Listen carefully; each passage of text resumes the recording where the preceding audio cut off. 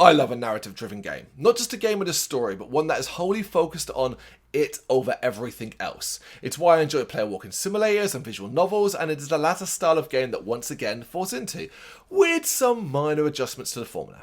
I also love narrative-driven games that make me feel something, and once again tries really hard to make that happen.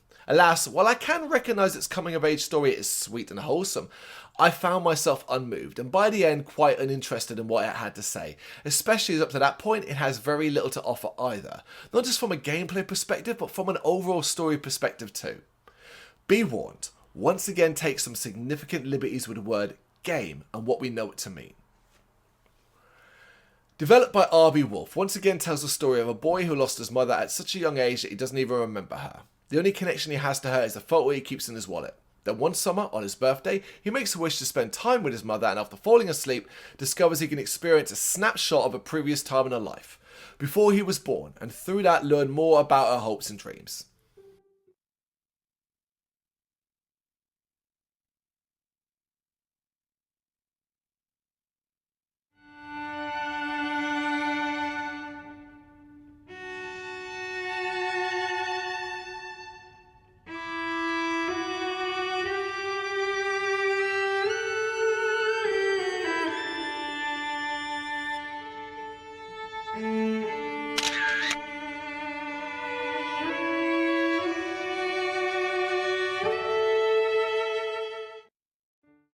They end up forming a connection, his mother unknowingly drawn to him, but the snapshot is always short-lived, and when it ends the boy is left wanting more. Which, each year on his birthday, he gets for one more day, summer after summer, while growing up. He learns to not just understand her better, but himself too.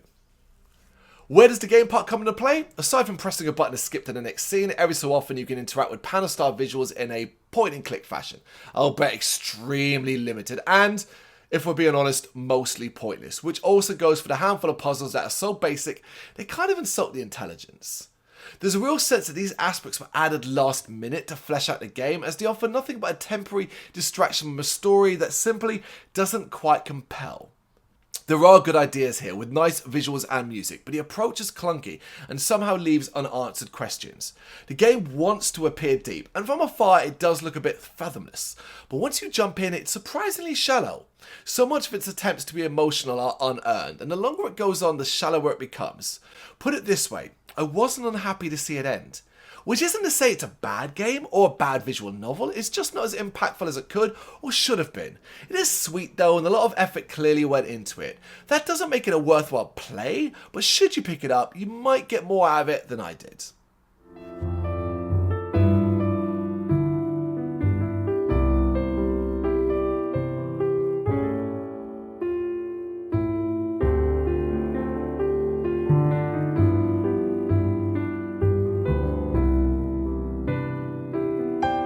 Thank you very much for watching. If you've enjoyed what you've seen, please consider hitting that like and subscribe button. It does help us out. You can find us at gbhbl.com and across all social media platforms. And if you really want to give us a bit of extra support, please consider buying us a cup of coffee over on our coffee page. Thank you.